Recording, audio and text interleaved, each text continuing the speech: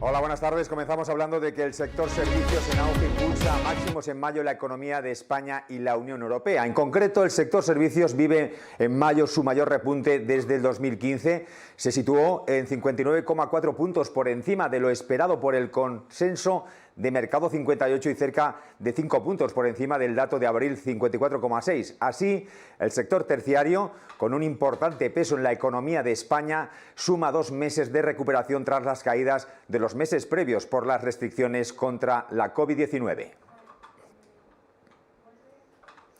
La actividad empresarial de la zona euro se dispara en mayo, ya que la relajación de algunas restricciones relacionadas con el coronavirus ha inyectado vida al sector servicios, el de mayor peso en el bloque. Coincide a grandes rasgos con la tendencia en otros sectores, como el industrial. Así, el PMI final compuesto de Market, un buen indicador de la salud económica, sube desde 53,8 de abril a 57,1 en mayo, su nivel más alto desde febrero de 2018. El Tribunal de Justicia de la Unión Europea ha sentenciado que los grandes inversores que acudieron a la salida a bolsa de Bankia en 2011, hoy integrada en CaixaBank, también pueden exigir responsabilidades a la entidad financiera por la información de su folleto para el estreno en el parqué que no reflejaba la realidad contable del banco. La justicia europea iguala así los derechos de los fondos con los compradores de acciones minoristas, si bien avala que el juez pueda considerar que los inversores cualificados tenían o debían tener conocimiento de la situación económica del emisor de la oferta pública de suscripción de acciones en función de sus relaciones con Bankia y al margen del folleto. La Reserva Federal destaca el efecto positivo que se está registrando en la economía estadounidense por las medidas de reapertura y limita los efectos de la inflación a los insumos.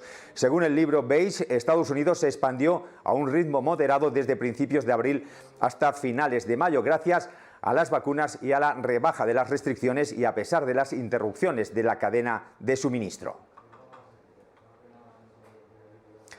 La Reserva Federal comenzará a deshacerse de los bonos corporativos que adquirió el año pasado como medida de emergencia para calmar los mercados en plena pandemia. La venta será gradual y ordenada y se colocarán 2 tipos de bonos, de empresas comprados en mercados secundarios y fondos corporativos que se negocian en la bolsa. La Fed revisará la liquidez antes de vender y analizará las condiciones de la oferta, aunque ha dicho va a proporcionar más detalles este jueves. El Tesoro Público ha colocado 5.473 millones de euros en una nueva subasta de bonos y obligaciones en el rango medio previsto y lo ha hecho cobrando a los inversores tanto en la subasta a 5 años como en de 10 años. La demanda de las 4 referencias subastadas ha superado ampliamente los 9.213 millones de euros, casi el doble de lo finalmente adjudicado en los mercados, por lo que se mantiene el interés de los inversores por los títulos españoles de deuda pública. El ministro de Inclusión, Seguridad Social y Migraciones, José Luis Escrivá, está trabajando en una enmienda a la Ley del Ingreso Mínimo Vital, una propuesta que supondrá un complemento al ingreso mínimo que estará en el entorno de 50 euros al mes por hijo y de la que podrán beneficiar 500.000 menores.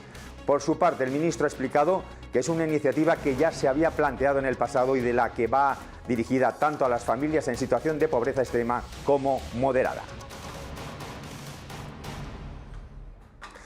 La Mesa de Turismo de España muestra su indignación ante la confirmación por parte de la Comisión Europea de que el gobierno español no contactó con Bruselas para obtener algún régimen de ayudas específicas al sector turístico. Sin embargo, la ministra de Industria, Comercio y Turismo, Reyes Maroto, no confirma el rechazo del gobierno a ayudas europeas específicas para el sector turístico, sino que ha afirmado que el gobierno sí ha pedido rescate para el conjunto de actividades económicas que se han visto afectadas por la pandemia. María Muñoz, diputada nacional de Ciudadanos en el Congreso, ha hablado con Negocios Televisión también sobre ERTE y sobre las ayudas a autónomos y pymes. Tenemos ese riesgo de que los ERTE se conviertan en ERE, y es cierto que este gobierno parece que se siente cómodo en esa figura, igual que se sentía cómodo en la figura del estado de alarma, ¿no? Durante casi un año de estado de alarma, el último periodo de 6 meses, y de repente no hay estado de alarma, no hay necesidad de ningún tipo de medidas, de ningún tipo de control, porque el gobierno no ha sido capaz de buscar una alternativa transitoria a ese estado de alarma. Pues con los ERTEs va a pasar. Todo va lento, las empresas agonizan, las empresas, los autónomos, las pequeñas y medianas empresas mueren por goteo día a día porque se han tomado decisiones tarde y de manera... Sobre el sector de los autónomos, la diputada de Ciudadanos en el Congreso asegura que hay que prestar especial atención a este colectivo. Pequeñas y medianas empresas y autónomos, ¿no? Y tenemos que tener en cuenta esa circunstancia del tejido empresarial español. Ayudas directas, cese de actividad, un plan de digamos, salvación del trabajo autónomo con bajadas de tarifas, no aumento de las cuotas de la seguridad, reformas que se están queriendo llevar a cabo, que se van anunciando que se van a llevar a cabo y que lo único que hacen es exprimir más al trabajador. El tema candente de estos días es el del precio de la electricidad. María Muñoz asegura que el gobierno tiene margen para bajar el precio de la factura. Que todo el mundo sepa que la factura de la luz, más del 50% de ese coste son impuestos. Se puede, como proponemos, bajar la factura, el IVA de la factura de la luz, que es casi de media 3 puntos por encima de la media europea en España que el resto de países europeos. Tenemos un IVA del 21% en la luz cuando nosotros proponemos, ayer mismo presentamos una iniciativa que presentamos recurrentemente, que es bajar el IVA de la luz del 21 al 10%, pero es que además la factura de la luz incluye en la base imponible otros impuestos que no deben estar ahí, como es el impuesto a la electricidad y el impuesto al hidrocarburos, sobre el cual se añade el IVA, ¿no? Y los costes de emisión de CO2. Y los costes de...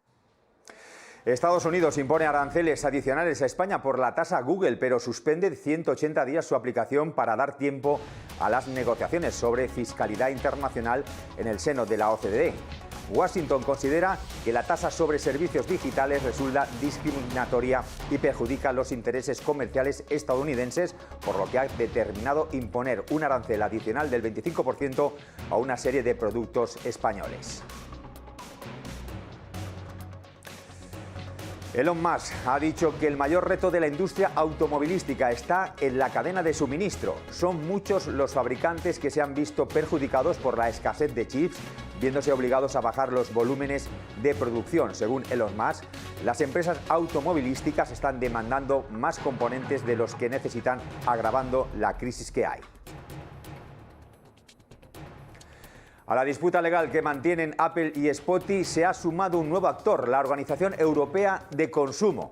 Recordemos que en abril la Comisión Europea presentó cargos contra Apple por prácticas monopolísticas, siguiendo la demanda de Spotify que le había puesto en territorio comunitario. Ahora la ACCE de Consumidores Europeos se ha unido como tercera parte del pleito contra Apple.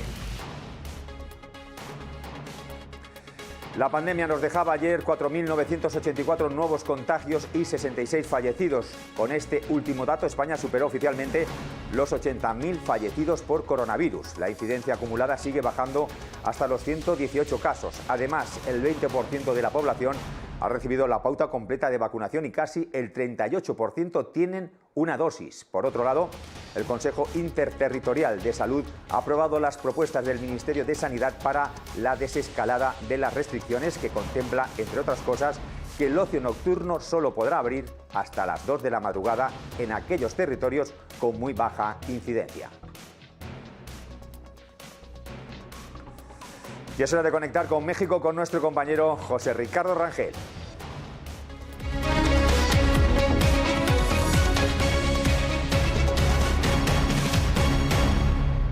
José Ricardo, ¿qué tal? Buenas tardes.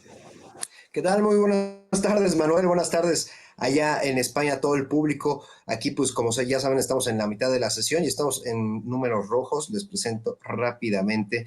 Un gusto de estar con ustedes. Estamos liderando principalmente, muy mixto esto, está la parte de tecnología y construcción, con las principales bajas, el Grupo Carso y Sites, Azur, que son la parte de grupos aeroportuarios del sureste, y Megacable, que es que está liderando 3.15 abajo, 3.20 Azur, y Grupo Carso, que es la parte de la construcción, en 3.27 abajo. Esto llevándonos al IPC a un 0.75 abajo. Las principales alzas las merece el sector de consumo, como lo es Bimbo, Arca Continental, que es toda la parte de embotelladora de Coca-Cola allá en el norte del país, en Monterrey, y la parte industrial de Alfa con 0.74 arriba. Si vemos, Bimbo solo está teniendo un 1.72 arriba el día de hoy. Y pues bueno, la verdad es que estoy muy contento de tener un invitado, que tengamos un invitado de lujo, mi querido Manuel, porque pues vaya, nosotros estamos casi por tener un proceso aquí que esperemos que cambien muchísimas cosas, mi querido Manuel. Pero bueno, eso que nos lo platique nuestro invitado, por favor. Así es, José Ricardo. Hablaremos del proceso electoral en México, que se va a llevar a cabo el próximo domingo. Héctor Llerena, ¿qué tal? Buenas tardes. Hola.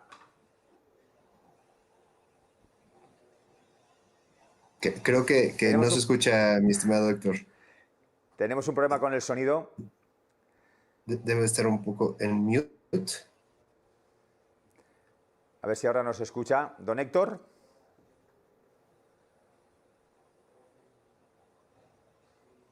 Bueno, pues José Ricardo, parece que tenemos algún problema con sonido. Vamos a ver si nuestros compañeros de realización pueden solucionar esos problemas técnicos. Nos pueden apoyar, y te platico rápidamente, si quieres, Manuel. Sí, perfecto. Pues resulta que este domingo precisamente, Manuel, vamos a tener estas elecciones en México, y la verdad es que están muy disputadas.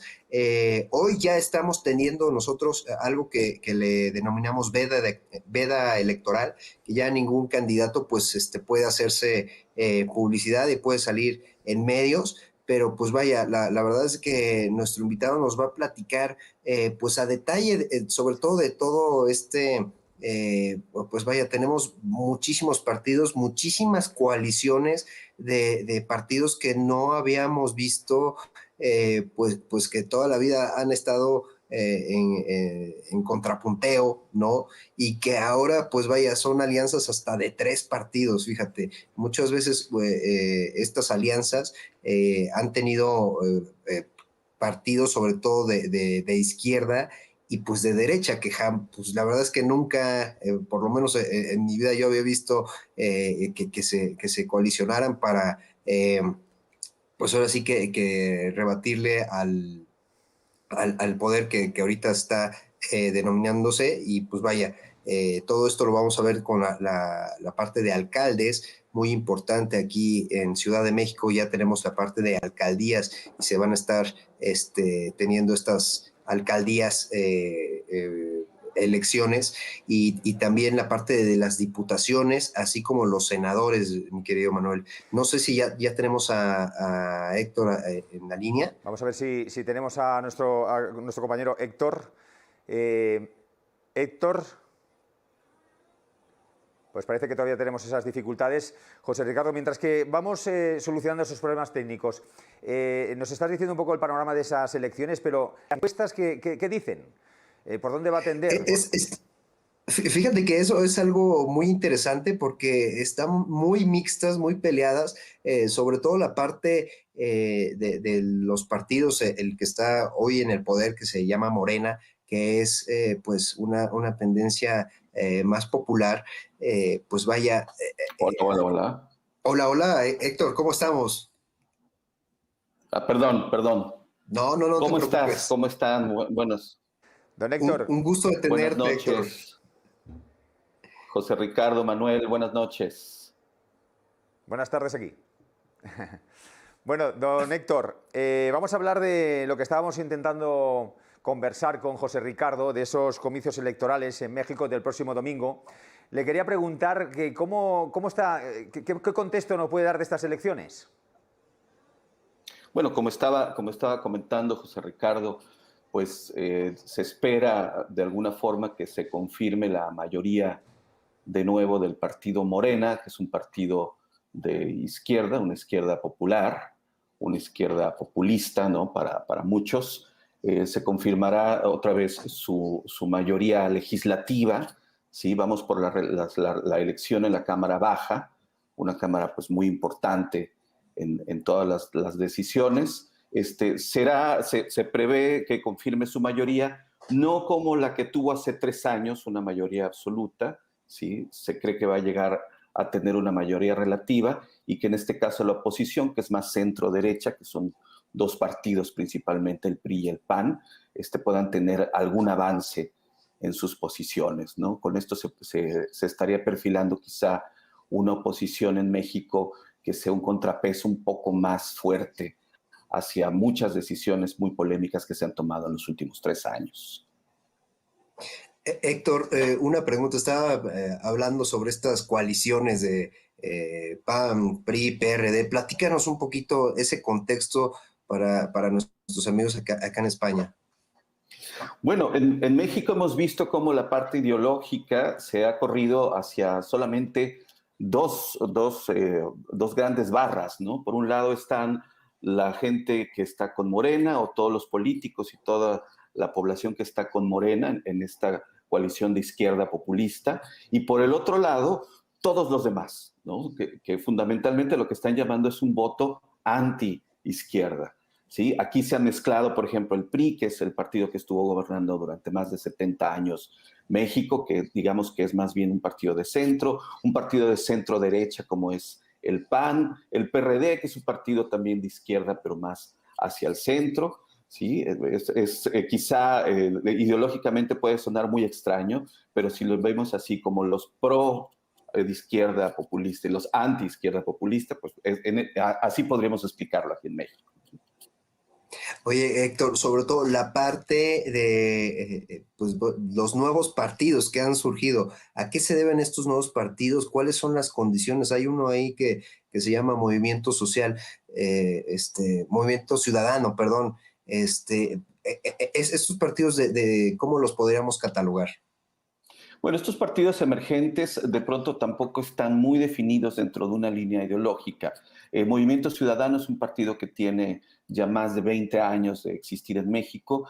A veces un partido bisagra, estos partidos que se unen y que llegan a tener algunos escaños y algunas posiciones a nivel nacional que terminan siendo los que deciden muchos temas. En este caso, Movimiento Ciudadano es del que vamos a ver quizá el crecimiento más interesante, la campaña más interesante, una campaña más de clases medias, una campaña que tiene un poco más de propuestas y de temas más progresistas. ¿Sí? Ese es el que me parece más interesante. Es probable que Movimiento Ciudadano llegue a gobernar el estado más industrial de México, el estado de hecho en donde se genera la mayor parte de la riqueza del país, con una campaña también muy inusual, muy novedosa, con propuestas muy novedosas, pero lo que tú apuntas es muy interesante, cómo se está dando este tema de cómo se alían, ¿sí? Fuerzas que anteriormente estarían totalmente en otro rango, incluso encontradas, como lo estamos viendo ahorita, marchando hacia mismas coaliciones, ¿no? Y los partidos pequeños que están surgiendo en México nunca hemos sido de muchos partidos, de repente en espectros que no alcanzamos a ver bien, que parecen partidos más bien buscando ser oportunistas y que están ligados ya a ciertas fuerzas políticas en algún lado, ¿no? Héctor, la parte sobre todo de qué es lo que va a buscar los ciudadanos en estas elecciones. Hay muchos que no están decididos, hay muchos que sí están decididos, hay muchos que por esta situación pues no saben si seguir votando por el PRI, por el PAN. ¿Cómo se encuentra en ese aspecto el sentimiento del ciudadano? Bueno, en México es usual que las elecciones intermedias no generen muchos incentivos a la gente de salir a votar. En realidad se dice que nuestra democracia no se siente en el día a día, sobre todo cuando se trata de elecciones legislativas. Esto pasa en muchas partes partes del mundo. Sin embargo, se espera una participación quizá de la mitad del padrón electoral, ¿no? Esto estaría en los rangos habituales. ¿Y qué está esperando la gente? Yo creo que la gente está decantándose entre seguir este proyecto que ha planteado el presidente Andrés Manuel López Obrador, con toda una serie de temas y toda una serie de agendas, haciendo reivindicaciones sociales, como más hacia una justicia social, contra quizá una clase media que lo que está buscando es algo más de estabilidad, es algo más de marcha hacia el progreso, más que voltear totalmente hacia la justicia social, ¿no? No están peleados los temas, pero el presidente los ha vuelto sin duda un plebiscito de están conmigo o están contra mí. Y yo creo que así es como se va a decantar ahora. Héctor, finalmente, ¿qué es lo que podemos visualizar en los dos aspectos? Tanto si gana la mayoría como si nos encontramos, pues vaya, estos nuevos partidos, estas nuevas coaliciones, ¿cuáles serían los principales efectos legislativos que podríamos ver en ambos casos? Bueno, si las cosas terminan como están ahorita previstas en las encuestas, veremos que para el presidente será muy complicado hacer cambios constitucionales.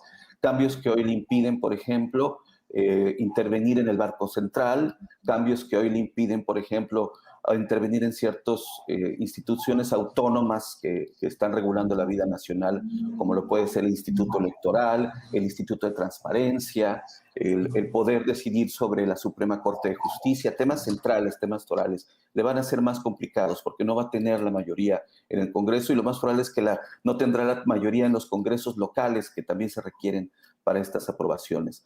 Va a seguir teniendo mayoría para hacer toda una serie de modificaciones en otros aspectos, en políticas públicas, en algunos temas presupuestales, pero los grandes temas nacionales no los podría abordar directamente, tendría que buscar hacer otro tipo de alianzas. Eso es lo que yo creo que está en juego. Manuel, adelante, creo que tienes otra pregunta. Sí, don Héctor, 30 segundos en su respuesta. Le quiero concretar muy la pregunta. Usted, aparte de ser especialista en comunicación, también es profesor de la universidad. La gente joven, ¿por dónde está tendiendo? La gente joven ha estado más con el proyecto de la izquierda populista. En realidad, hace algunos años se hicieron planteamientos muy específicos hacia la gente joven y hacia allá tendió mucho. Vamos a ver ahora el domingo hacia dónde se va a ir. Pues don Héctor, José Ricardo, gracias a los dos por estar con nosotros. Gracias a ti, Manuel. Gracias, José Ricardo. Gracias a ti, Héctor. Nos vemos el día de mañana, Manuel, amigos, ahí en España. Adiós. Bueno, pues vemos ahora la entrevista que ha hecho nuestra corresponsal en Estados Unidos, Visila Bococo, que habla cómo optimizar nuestro cerebro y ralentizar su envejecimiento. Nos vemos mañana. Buenas tardes. Adiós.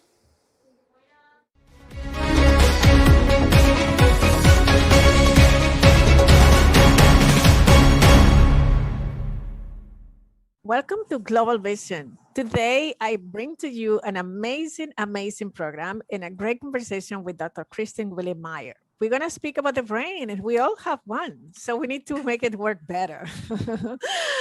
Welcome, Dr. Kristen. Oh, it is such a pleasure to be here with you today. Thank you so much for allowing me the opportunity to talk about a subject I'm very passionate about, our brain. I know. Tell us a little bit about your background and your interest in the brain. When did that start? So it started 2 decades ago. I know I might not look like I've been in the field that long, but back in the 90s, I did my undergraduate work at Boston College in the field of psychology. And then I did graduate school over at UCLA. I did a master's degree in physiological science, and I worked in a laboratory of neuroendocrinology. So I studied how hormones act on the brain, but I did that in an animal model. And then I continued on and did more graduate training at UCLA in the Department of Neurobiology. So I got a master's and a PhD. And I studied a gene that becomes mutated in the young onset form of Parkinson's. And again, I was doing studies at the level of the single cell and understanding how neurons communicate with one another. After 10 years in a laboratory setting, I then left and went into the clinical setting And I became the director of clinical neuroimaging research for the Amen Clinics. And the Amen Clinics is an outpatient psychiatric setting that really sees patients with complex psychiatric disorders. So the patients that would come into our clinic had anxiety, depression, ADD, bipolar disorder. But what's unusual about the Amen Clinics is that they use sophisticated neuroimaging to target and treat psychiatric disorders. So in the United States, they currently have 8 clinics and they see about 3,000 to 4,000 patients a month. And in running their clinical neuroimaging department, I helped them to develop their brain database, which now has over 150,000 scans, and ran all of their clinical neuroimaging studies. And I held a second position. I was their director of nutrition and nutraceuticals, which was really fun because I got to come in and demonstrate the efficacy of using nutritional supplements in changing brain function. But I had these great neuroimaging tools to show whether they worked or not. And I did a lot of their nutritional consults as well. So I've worn many hats. I love that, honestly. It is so fascinating, everything. So tell us, why did you write the book, Biohack Your Brain? Yes, thank you. So I wrote the book Biohack Your Brain based on the clinical experiences I had over at the Amen Clinics. So back in 2009, when I first started working there, we ran what became one of the largest brain imaging studies in living professional football players. Wow. So we worked with 100 players and asked the question, does playing professional football cause long-term brain damage? At that point in time, the movie Concussion had not come out. So that came out more in 2015. People weren't really talking about chronic traumatic encephalopathy and all of these degenerative issues that we're now seeing in athletes that play collision-based sports, whether that is soccer or football. So back in 2009, we ran this study and all of the athletes that came into our program got comprehensive medical examination, right? We did neurocognitive tests, neuropsychiatric tests. We did 2 types of brain imaging. We looked at the electrical activity of their brain and we looked at the functional activity of their brain. And not surprisingly, we saw a significant amount of brain damage. The great news was that we put the players on a brain rehabilitation protocol. And because we were working with 100 players and it's very expensive to run these kind of research studies, I mean, they can cost upwards of $500,000. The rehabilitation component was optional. So a certain number of players wanted to opt in. And the goal was, what were some of the basic dietary and lifestyle interventions and supplement interventions that we could do with this population of athletes? And what we found by, again, implementing very simple things within a 6-month period of time, we can restore and rehabilitate brain function. And we were able to show this using the neuroimaging. And that was so profound, not only to me, but it literally changed our clinical practice. And we started utilizing and implementing these strategies with people who had mild cognitive impairment and dementia and various forms of psychiatric issues. So the goal in writing the book was to really show people, yes, we can change brain function. We can do it through simple changes in diet and lifestyle. And if we need to add more sophisticated analysis, so we have neurofeedback and transcranial magnetic stimulation and hyperbaric oxygen therapy. So we have all of these other modalities available to us, but they're expensive and they're not always accessible to a lot of people. So really the goal in writing the book was, we can change your brain. It just takes being very conscientious in the choices that you make. And I wanted people to have a guide on what worked. And this book was written not just about our clinical experience. I mean, I made sure it really encompasses the current literature in the field. Mm-hmm. And why is it so important to assess our brain, and when should we start? That's a great question. So I tell people it's important to assess your brain starting as early as possible. So you can start as early as your 20s, but really for anyone over the age of 40, I recommend getting an annual assessment. And the assessment can be very simple. You can just do a basic cognitive assessment. You can go to a neurologist, you can go to your psychiatrist, you can talk to your general practitioner, have them do a basic neurocognitive assessment. And just like you get your labs done annually, or I hope that you're getting your labs done annually, get your brain evaluated annually. You can also do something called a quantitative electroencephalography, where we can measure the brainwave patterns. So that's a very non-invasive way to assess brain function. It does not use ionizing radiation. It's something that, like I said, every parent who has a child that plays a collision-based sport can get this QEEG and just have it on file. And if their child ends up having a brain issue, they can go back and have a follow-up and then do some corrections to make sure we get the brain back to baseline. So that's just an example of how a parent could use it. But again, if you know that you have mild cognitive impairment, Alzheimer's, or dementia that runs in your family, get your brain assessed. Because one of the things we say in the clinic is you cannot change what you do not measure.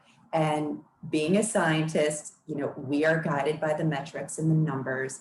And I think it also really inspires people to stay on a brain healthy protocol. Wow. Yeah. This is a great recommendation. Well, we've been hearing a lot that there is a relationship between the aging process and how that changed in cognition. It is possible to slow down the aging process? It is absolutely possible to slow down the aging process at any age, whether you're 40, 60, or 90. And that's really another reason why I wrote this book. Your brain is dynamically changing every single day by what we're exposed to in the environment, by the foods that we're taking in, by the thoughts that we're thinking, by the cognitive activities we're doing or not doing. I mean, I'm looking at you and you have probably 200 books or more behind you. More. So I know that you're active, you're actively reading and working out your brain, which is wonderful. So yes, you can keep your brain cognitively proficient at any age. One thing that I'd like to share with people, because most people don't know this, and I would not have known this if I haven't been in the field for 2 decades, but we can see the cellular changes that lead to Alzheimer's and dementia happen 2 decades before you have a symptom.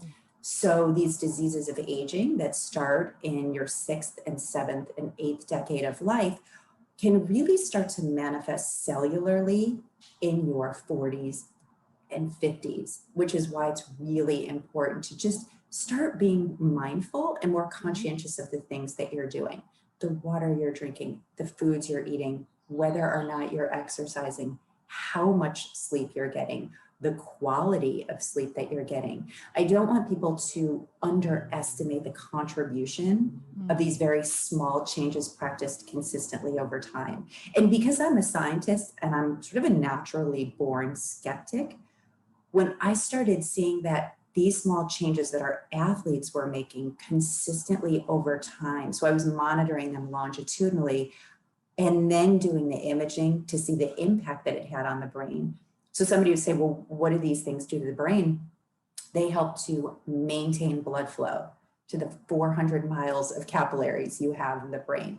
They help to maintain brain volume, which unfortunately, as we age, starts to shrink. So by the time we hit age 40, the brain shrinks about 5% per decade.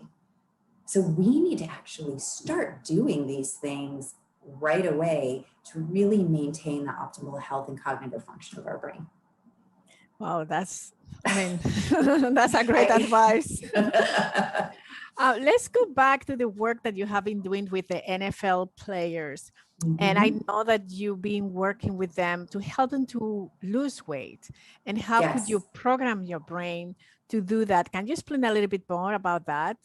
Absolutely. So the reason why I was working to help professional athletes lose weight, and particularly our football players who, many of them who were offensive linemen, defensive linemen, their weight is so much more than somebody who would be sort of normally be that height. So, you know, a 6 foot or 6'2" man might be 350 pounds, which is just excess weight on their body. And we had published actually 2 research studies looking at the effect of excess weight on brain function, and it's inflammatory. So having excess weight causes a chronic inflammation, and it can actually impact your brain function, especially your frontal lobes, which are in the front part of the brain. They're involved in executive function, right? Making good decisions, your working memory, your personality, your ability to inhibit doing certain things, or your goal-directed behavior. So we want to make sure,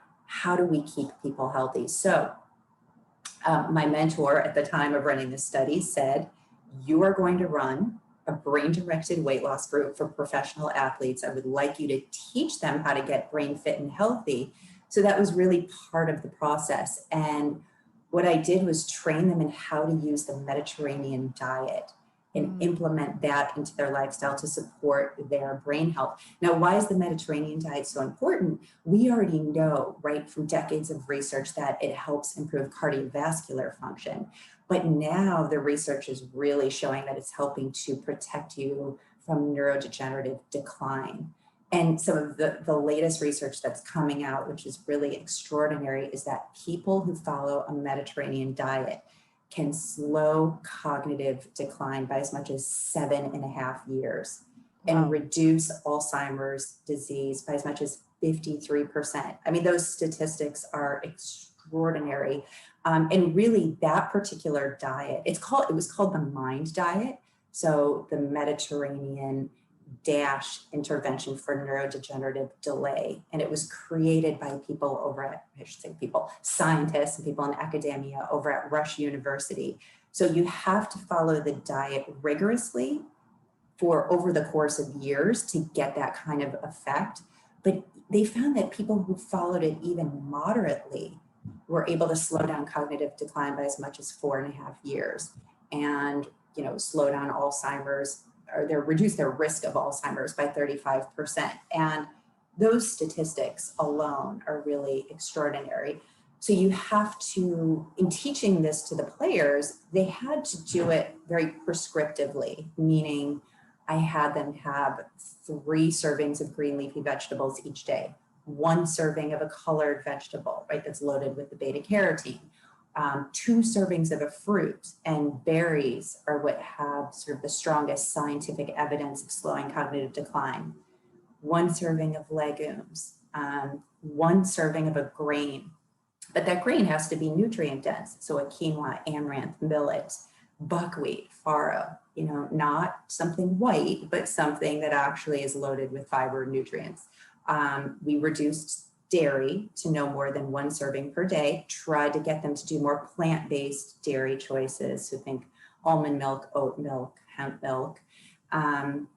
Fish was important. So getting 2 servings of wild-caught fish each week. Healthy oils, olive oil is the best, extra virgin olive oil, almond oil, walnut oil, even coconut oil. Yes, it's a saturated fat, but it's very healthy for the brain. And then we reduce consumption of red meats.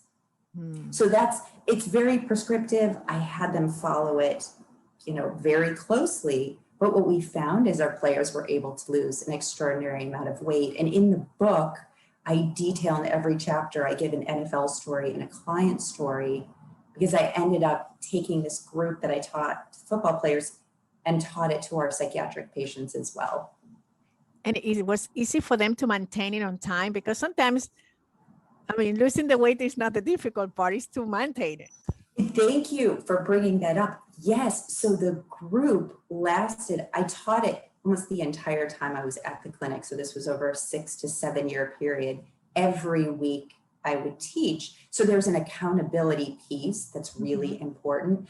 And once they learned the principles, which is what I outline in the book, they were able to take it and run with it. So the goal was, how do I take the way you're currently eating and up-level it so that it has more antioxidants that are going to help protect the cells of your brain, because most people don't realize the brain is really vulnerable to damage from free radical oxidation. The free radicals that are generated just from our metabolic activity, from physical exercise, and then from our bad brain habits like smoking or environmental pollution that we might be exposed to. So the brain has a very delicate balance between its antioxidant systems, which actually bind to free radicals and prevent them from damaging our cells, and the free radicals. So through the diet, I want to make sure you're getting an abundance of the antioxidants. And you find those, again, in fruits and vegetables. So you want the blueberries, strawberries, raspberries every day if you can. And you want those green leafy vegetables. And so really it was following it day after day, and the habits then become ingrained, so they stay on it for years. Mm-hmm. What would be the 5 foods that we should never miss if we want to keep our brain healthy?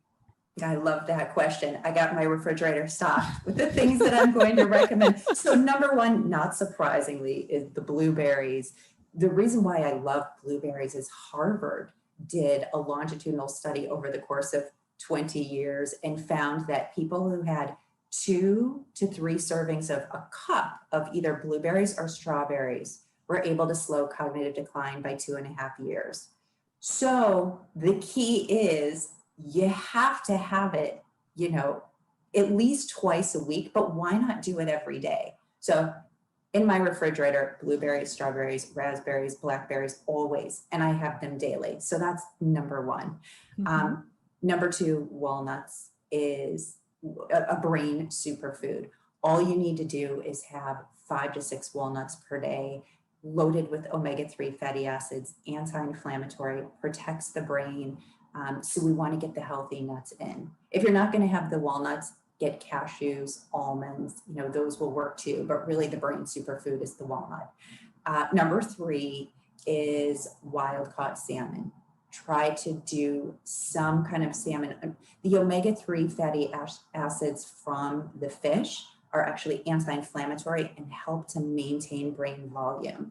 And I know there's going to be vegans out there, so if you don't want to eat fish, you can get your omega-3s from vegan sources. But when it comes to the research literature and brain imaging, the thing that really maintains brain volume over time are the marine-based omega-3s. So we want to get that in. Number 4, and this is going to be the broad category, is just green leafy vegetables. So get your kale, broccoli, spinach, put it in a green juice every day. Really easy to do. Those are going to be life-saving nutrients, again, loaded with antioxidants. And those digestive enzymes, if you put it into a juice, will also be helpful for you to digest food. So they're loaded with enzymes, and enzymes are life-giving properties. And then the last food everybody's going to love is a square of dark chocolate. So yummy. Chocolate, I know now the chocolate gets in there, but it has to just be a little bit of the dark chocolate. So the dark chocolate has the flavonols, again, antioxidants that cross the blood-brain barrier, have been shown to improve cognition and also help to improve blood flow to the brain. So I have a question about that.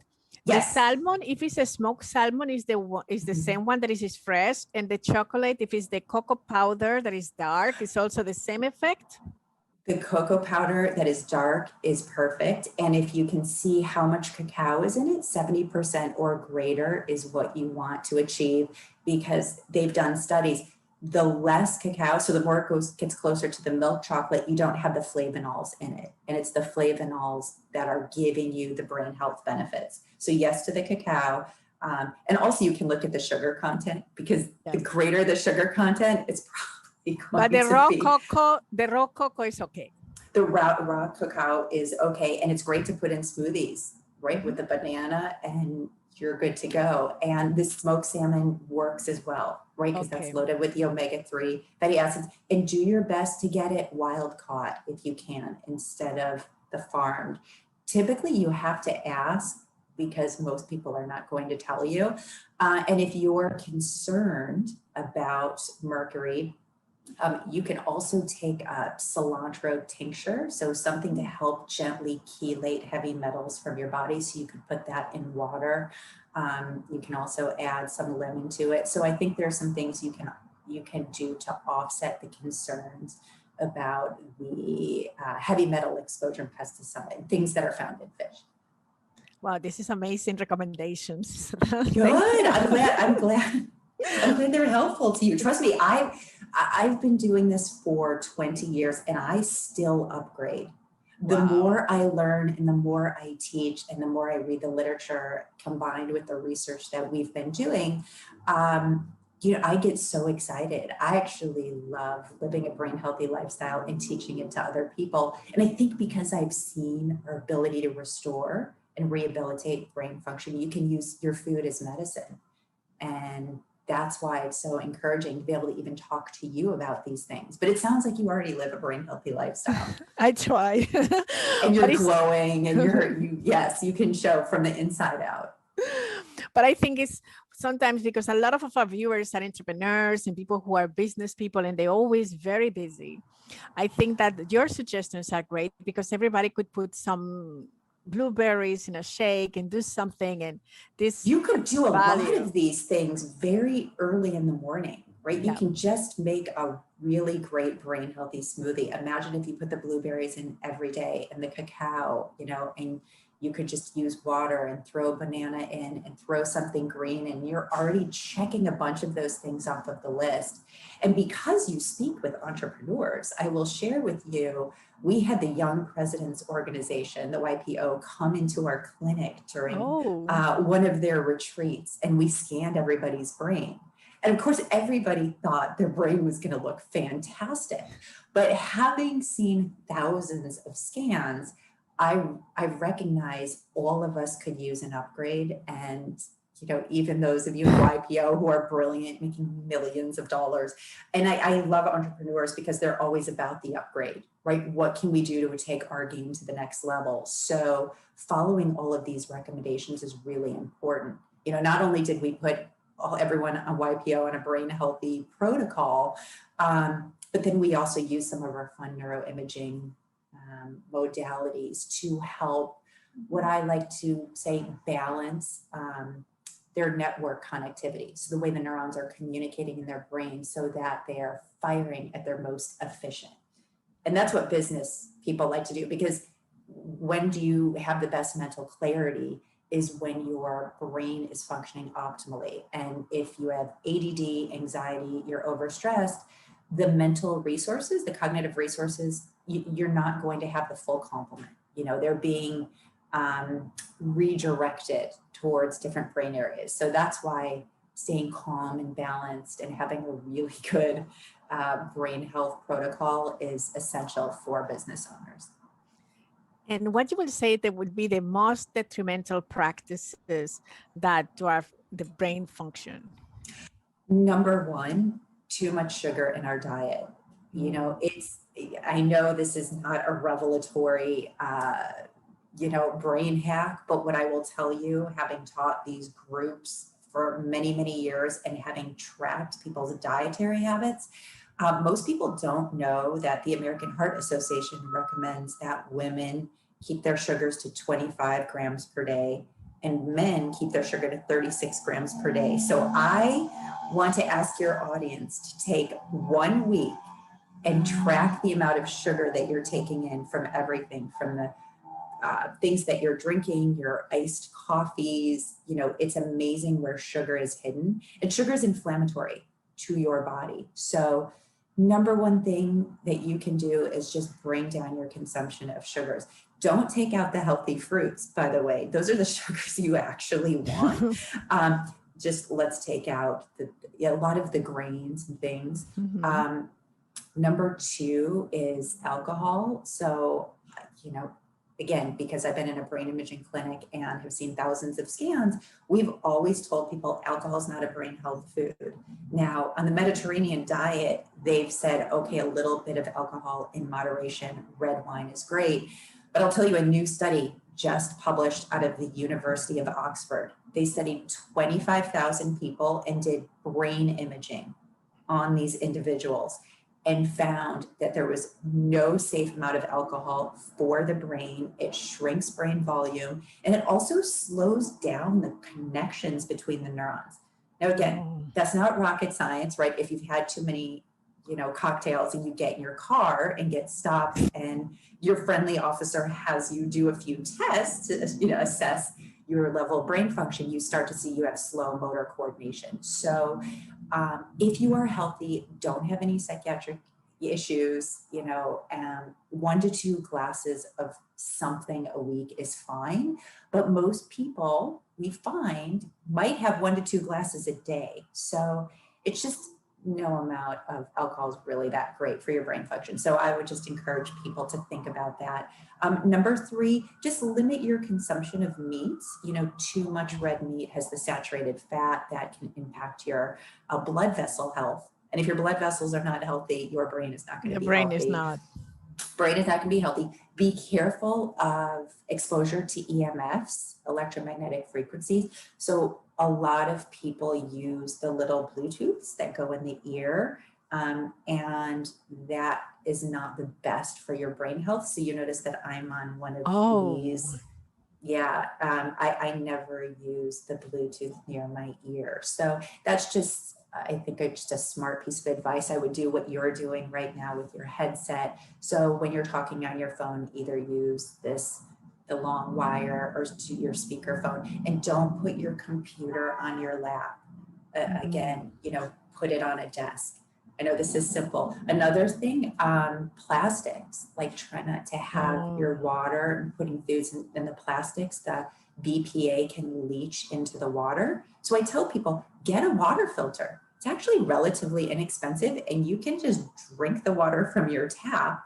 You could squeeze a little lemon in it to make it healthier, or you can buy it in glass bottles like I do. So just be mindful of the plastics. And why the simplest things?